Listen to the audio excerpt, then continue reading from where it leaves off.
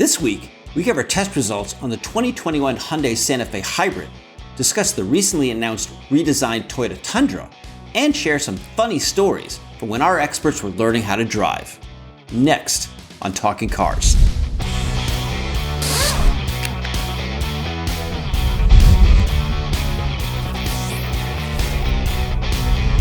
Hi, and welcome back. I'm Mike Quincy. I'm Keith Barry. I'm Emily Thomas. So as we try to do every week on Talking Cars, your favorite podcast and mine, we try to cover a wide variety of automotive-related topics. And this week, thanks to our own Emily Thomas, who pointed out that it is Child Passenger Safety Week. So, Doc Ems, you've got the floor. Yeah, so as Quinn said, it's my favorite time of year. It's National Child Passenger Safety Week. And for those of you watching the show, you might not feel that the information is necessarily relevant to you, perhaps if you don't have kids. However, you probably know a kid that you care about. And so all this great info is something you should definitely pass on to the people that care about them and take care of them. So a couple of quick things that you should be aware of. One, always make sure that car seats are registered so you get recall information. Recalls are always safety related, so it's super important that you fill out that registration card, you send it in the mail. Another great thing that's happening this week is Seat Check Saturday. So across the country, various places are holding free car seat check events. So you can check out NHTSA.gov and safekids.org to find a car seat event near you, and that's a great place to have your car seat installation checked, because the stats show that 73% of drivers that are carrying a car seat age or booster age child believe that they're confident that their car seat installation is correct, but 45% of those drivers had at least one flaw in their installation or in their harnessing. So it's really important to have people who do this day in and day out. Just give it a once over. I mean, it's free. It doesn't cost you anything. Just go double check. And certainly last but not least, be sure to check out consumerreports.org and all of our social platforms we have a ton of really great free consumer education regarding car seat installation and harnessing and just various tips, things that you should and shouldn't be doing to make sure that you're using your car seat properly. So tons of great information. Keep your kids safe, be educated, go forth. And that's NHTSA.org, NHTSA, National Highway Traffic Safety in Minnesota. We use the shorthand here because we're so cool. We're very cool. Thank you, Keith.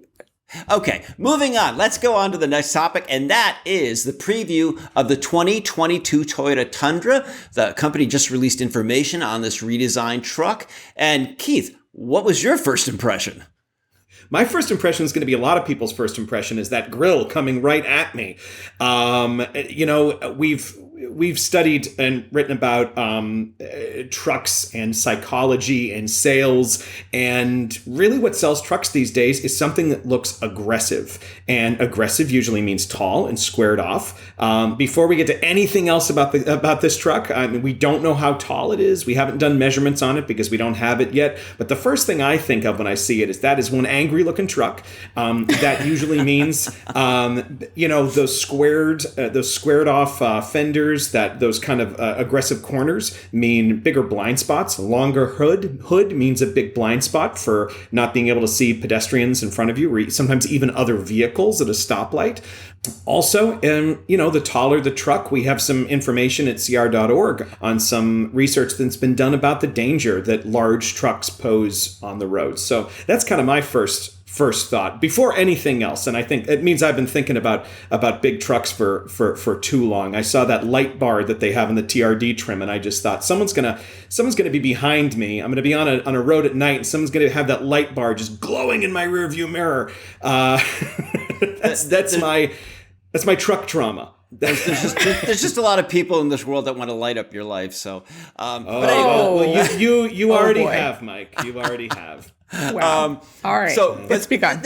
This is super important for Toyota to get a new Tundra out there. It's been forever since the last redesign. This is a super competitive market. I mean, you're going up against the Chevrolet Silverado, the Ford F-150, and the Ram 1500. So Toyota really has its work cut out for them to kind of stick with this and to come out with a new model. What was interesting to me was that they're just doing V6 powertrains, including a V6 hybrid, no V8. I mean, that to me was like, holy cow. I mean, Toyota is definitely like drawing a line in the sand and say, yeah, we're kind of moving away from that. We're definitely focusing on fuel economy. The information that we got about the new Tundra suggested that Toyota went through great pains to make the truck lighter. So you're combining that with better fuel economy, and they're kind of trying to take a page out of the Ford F-150's playbook by making it lighter and making more fuel efficient. However, we found that with the hybrid V6 in the Ford F-150, it only improved fuel economy by about 1 mile per gallon. But anyway, it's all going to add up. It comes with a 10-speed automatic, about 12,000 pounds towing capacity, and estimated price is around $35,000 to $55,000. And Emily, you had some thoughts about the safety, at least of the previous model. Yeah. So one thing that I noticed in the preview for the Tundra, the new Tundra, is that they are applying their rear seat reminder system. So I believe this is the first Toyota truck that is going to have that. So I thought that was a great thing. But as I was going back and looking at the previous Tundra models, one of the things that kind of stood out to me was the fact that its crash test scores in the Insurance Institute for Highway Safety, IIHS's program, aren't great. They certainly leave a lot of room for improvement. And so one thing I know I want to pay attention to is, Toyota, you've had a really long time to improve that crash safety. So I really hope that they've filled in those gaps and that it performs much better, because, with that much weight behind you, like, you want a vehicle that is going to protect you. And the other thing that I was thinking about was, Toyota has great reliability in our ratings, right? But like you've been saying, Quince, this is a huge overhaul of the vehicle, and I'm very interested to see how such a big overhaul is going to fare in our reliability ratings, because it would seem as though there's a lot of potential for maybe it not to stand up to the Toyota reliability standard, just because there is so many things. Safety has changed a lot. Technology has changed a lot in the past, 15 years? So there's a lot of room for growth, but there's also a lot of opportunities for pitfalls as they kind of work out those first generation kinks. So I don't know. It's going to be interesting to see how they handle all of that. Right, and they the previous model was a little bit crude, didn't do all that well in our testing, and as you mentioned, the saving grace of the old Tundra was its reliability. So we're going to have to wait and see how that works out. We do have the preview of the 2022 Tundra on consumerreports.org, and we will certainly be buying our own test model as soon as we can, get it up to miles, and report back to you. So anyway, that's what we know about the new Tundra. And so instead of talking about a car that we haven't driven, let's focus on a car that we have. And what we're driving this week, what we're focusing on, is the 2021 Hyundai Santa Fe Hybrid. The test results are in. We've tested the standard Santa Fe, and we talked about that in a previous version of Talking Cars.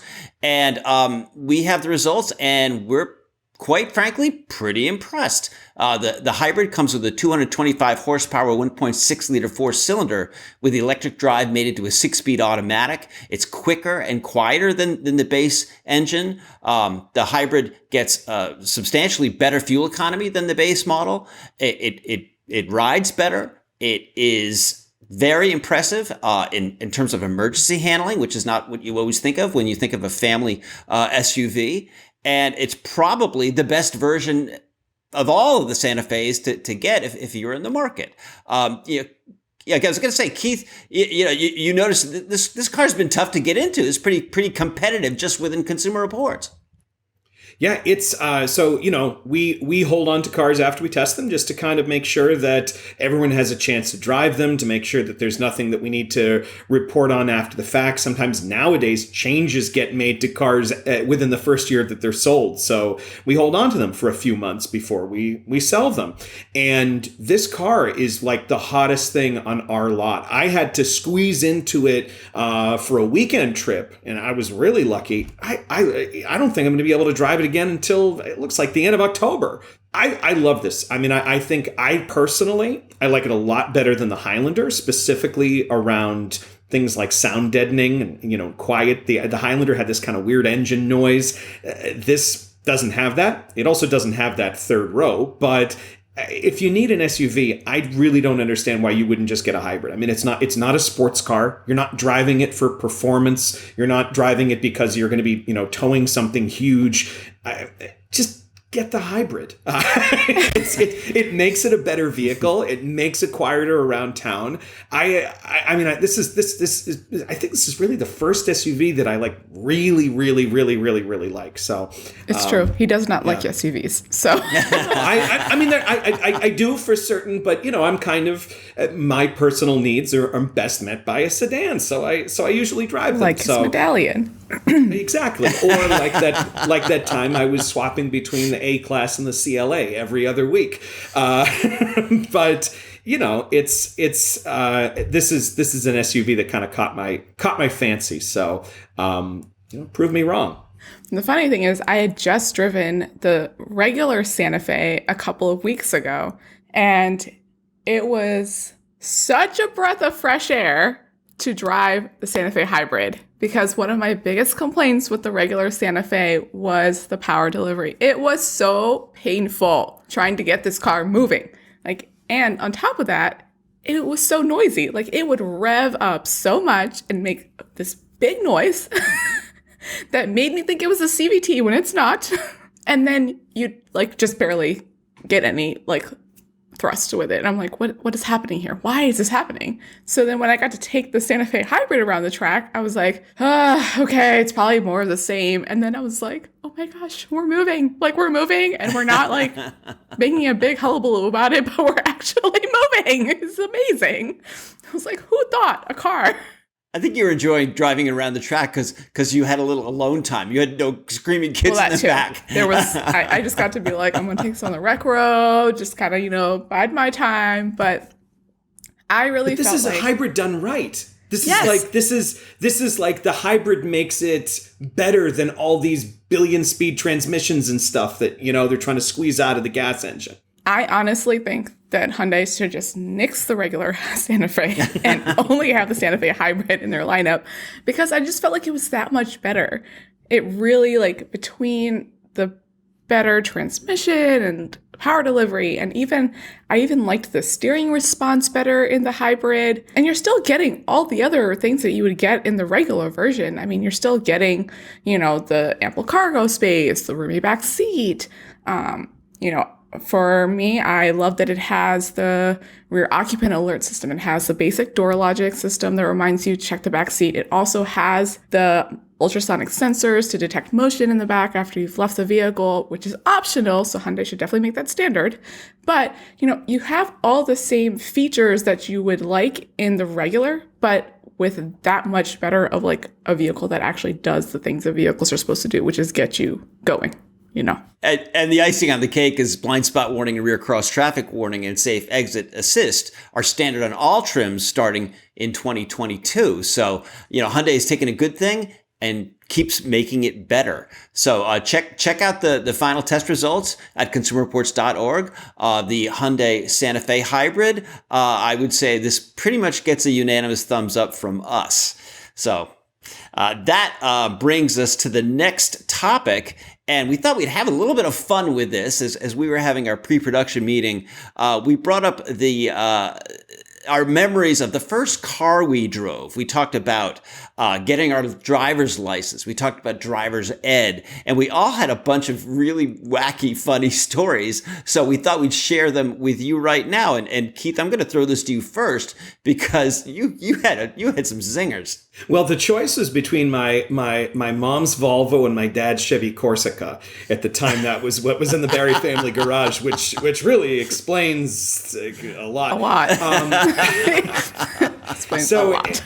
In Massachusetts, where I first got my license at the time, and I don't know if that's changed since. You had to have a state trooper, a state police officer, administer the test, and they got in the car with you, and your parent or sponsor or whoever sat in the back seat, and the state trooper sat up front, and that to me was just absolutely terrifying. And can't imagine why. The hat and the whole get up and the leather belts and holster and gun and all this stuff. And this guy shows up and I recognize him. He's actually the assistant coach of my elementary school soccer team. And I'm just really hoping that he remembers that too. And he shows up and he says, he does the safety check in the car and he says, turn your turn signals on, left, right. And I get so flustered. I forget absolutely everything. And I squirt the windshield wiper fluid all over the car. And my mother is sitting there. And also, if your sponsor at the time, my mother's in the back seat. And the rule was, if the person in the back seat talks at all, you instantly fail. And my mother was just sitting in the back seat going, And I mean, the rules, we were told these troopers are strict. They're not going to play, they're going to play by the rules no matter what. And he has me do a 3-point turn. And I swear, I just blacked out. I don't know what happened. And at the end, I'm going I realize that I'm in the opposite direction in going into, this is in sort of a dead end road, but I realize I'm on the wrong side of the road. And I just think, this is it. And I see my mother's eyes looking back at me in the rearview mirror, just like, come on. But she can't say anything. And the trooper says, "Would you like to try that again?" And I think, okay. So we get back and I don't remember the exact, I used to remember the exact words he said, but he says, you clearly passed. The trauma has repressed your memory. Yeah. And I really do think that was solely due to the fact that he remembered how hopeless I was and I never had any of this happen in any of my practice driving. I was great. I was fine. Ever since then, I've been fine. It just was this moment of as soon as that happened. So I think we're going to make Big John sit in the car with you at the track and have you do K-turns and see how you do. Because I don't know. I don't really believe it now. I know, seriously. And I think, but definitely the moral of the story is that it's really good to know somebody. I guess it's just really unfair for everyone else who didn't know him, who got just as flustered. But, oh well, I got my license. And this is the saddest story. Emily, I'm kind of assuming that yours is not quite as sad as Keith's. I sure hope so. I mean, it might be sad in its own right, because I grew up in an Indian household. My parents were very strict and conservative. I have 3 younger brothers, so we're a big family. We only had one income, and so my parents were like, "Listen, you can get your permit, but having you on the insurance is going to really spike up the insurance. So you're not getting your license for a really long time." So I legitimately had my driving permit for about 5.5 years. My parents were also very strong supporters of the school bus system. So I was one of those seniors who rode the bus to school, because why? Why would I need to do anything else? There's transportation provided. Hello. So between that and the fact that I went to an urban college where there was no need of me having a car on campus, let alone did I really want to fight for street parking in Philadelphia? No thanks. I'll pass. So I was only really practicing to get my license in my 20s, like my early 20s. And I remember practicing in my dad's Acura TSX, which was a car I really did love, by the way. My mom's rule, though, was that when I was practicing to drive, I was not allowed to drive the speed limit. I had to drive at least 5 below the speed limit. And so we went to go I told you, strict conservative parents. So we went to go pick up my brother from middle school. And so, it's a school zone and it's a residential area. And I was allowed to drive us home. And it's maybe 5-10 minutes to our house. And I'm driving under the speed limit in a school zone. It's already a low speed limit, okay? Wait, you were going 15? Yeah, yes. How do you even do that? I can ride my bike faster And than then that. I was like, this is ridiculous. Like, we're barely moving, guys. And so my mom was finally like, okay, fine. You can go the speed limit. I accelerated 5 miles per hour, all right? 5. And my brother in the backseat goes, whoa, slow down, Speedy. You're going too fast. I was like, kid, you best shut up. And now Emily spends her free time rip-roaring around Consumer Reports test track. Say, hey, Mom, how do you like me now? Wow. So I did finally get my license at the ripe old age of 22. But you know what? Now I can just be like, listen. So my story is, my mom wouldn't let me take my driver's test in our manual transmission Chevrolet Vega, because It wouldn't make it. Well, no.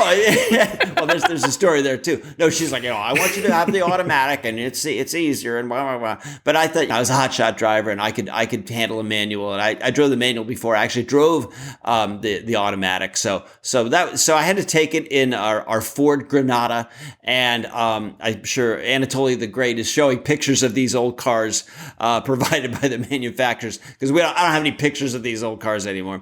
That Vega, as you bring up, Keith, it survived my older sister, my older brother, and me. I mean, at the end of its life, I think every body panel was dented. The steering wheel was off kilter. It was tired. It was a AM radio, no air conditioning, rear wheel drive in Connecticut winters. I mean, this is just nothing but nonstop good times in that Vega.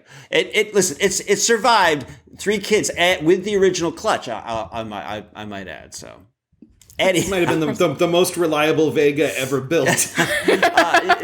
We did have to put some money into it, and I don't think any of us were really sad when it finally went away. But it served its purpose, and I'm I don't pine for it anymore. So anyway, listen, that's our early car stories, the cars we learned to drive on, taking driver's tests. Tell us yours. Send us your stories about your first car at TalkingCars at iCloud.com. And we'd love to hear all of your crazy experiences too. So before we move on, we just wanted to take a moment to let you know about the Talking Cars donation program. If you're not aware, Consumer Reports is a nonprofit organization. So all the work we do is funded by memberships as well as donations. If you're able to give, it really does help us keep doing the work we do, including this show. You can find out more information at cr.org/givetalkingcars. And that's kind of the business side of this podcast, which brings us to one of our favorite parts, which are your questions. We love your questions. Text, video, Morse code, smoke signals, ESP, telepathy, snail mail, CB radio. Send all of your questions. Woo! To TalkingCars at iCloud.com. That's TalkingCars at iCloud.com. First up is a video question. This is Jason from Denton, Texas. Hey, Talking Cars, longtime watcher on YouTube and a member. Love your show. Currently, my family owns a 2017 Ford Focus Electric and a 2016 Ford C-Max Energy.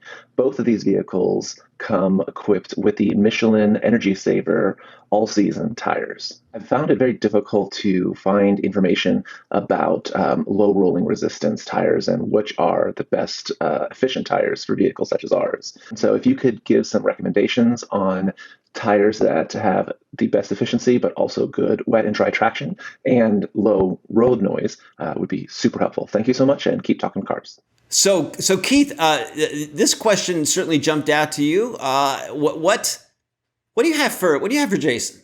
Well, I have a couple of things. First of all, I have compliments on the production values. Second of all, if this is not a future Mustang Mach-E owner, I don't know what a C-Max and a Focus hybrid are leading up to other than that. So With that said, I really like that choice of cars. I like the C-Max. I think it's practical. Again, I like hybrids. It's not not a blast, but I like it.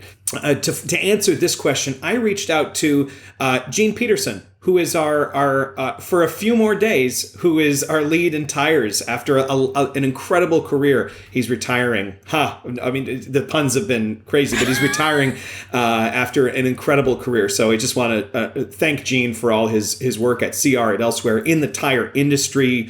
Really, really incredible person. He reminded me that, that we do test all in our ratings. We test all our tires for rolling resistance, which is, the factor in fuel economy.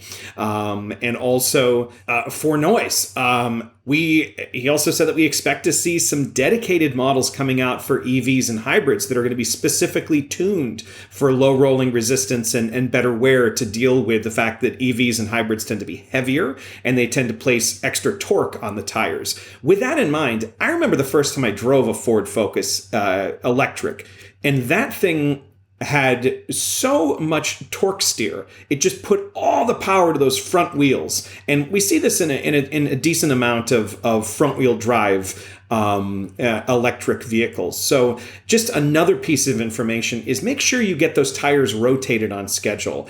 On average, Gene says that front tires wear about 3 times faster than the rear tires in a conventional front wheel drive car. Not even with all that torque going there with an EV. So keep an eye on that as well with the tires that you do have. But just head to cr.org. You'll find some ratings, and you'll be able to balance that in terms of fuel economy and road noise. Good luck. Next up, we have a question from Jen. Back in 2020, you helped my husband and I get into the Honda Accord Hybrid at a nice trim in anticipation of our baby. We are so happy with our car. Our son is about to turn 1, and we just transitioned into a convertible car seat and noticed that the install is very easy if you use latch connectors and a little bit more complicated if you use the seatbelt.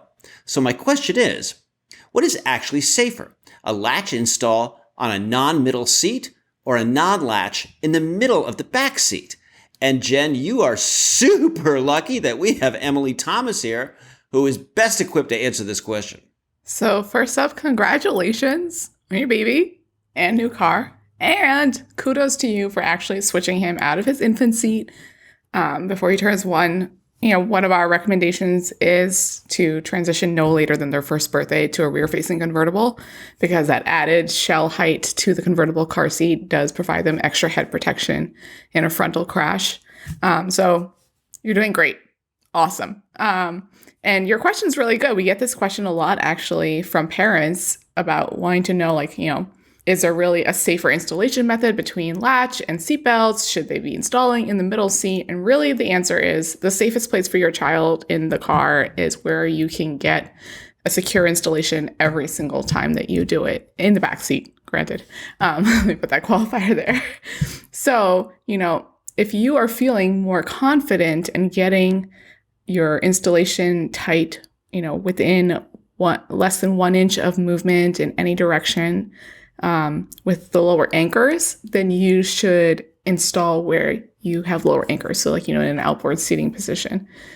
You said that the seatbelt installation was slightly more complicated. I don't know which car seat you have to gauge, how much more complicated it might be. But again, people think that statistically being in the middle seat is the safest because you never know which direction your crash is going to come from. So you're technically the furthest away from every seating position. However, a lot of times it's a lot harder to secure a car seat in the middle seat. So that's often why we tell people, an outboard seat is just as fine, because you have a more secure installation there. So wherever you feel like that you're able to get the most secure car seat installation with the car seat that you have in your vehicle, that's where you should put it. And that's going to be the safest option for you.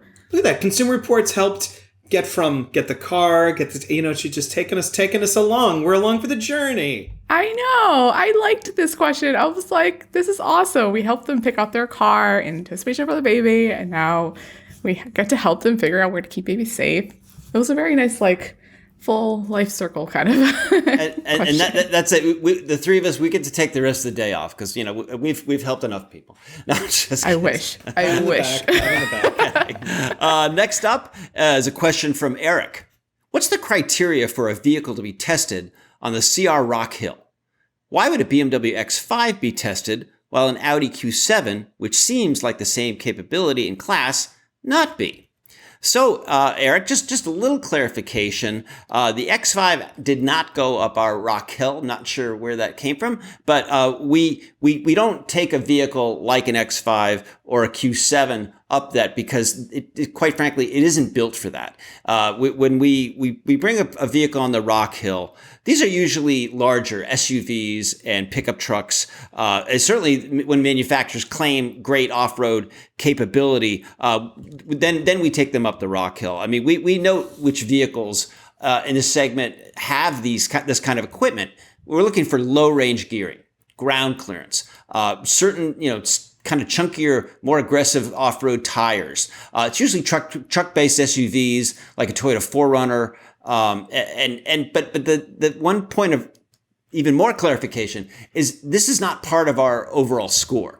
We know that most people don't take their vehicles off-road. I mean, aside from some of the more hardcore, like the Jeep Wranglers of the world and some of the Land Rover models who have a whole legion of fans that go off-road, most people don't. So we're not going to, give lower scores to a vehicle that doesn't quite do as well in a situation where most people don't experience. But one of the things that your question brought up for me, from my memory, is prior to 2011, the Volkswagen Touareg was one of the few car-based models that actually did well on our Rock Hill. We looked at the kind of equipment that we had in our test model. It had low-range gearing, had a locking differential, and an air suspension that gave it lots and lots of ground clearance. And I remember the guys... And horrible reliability.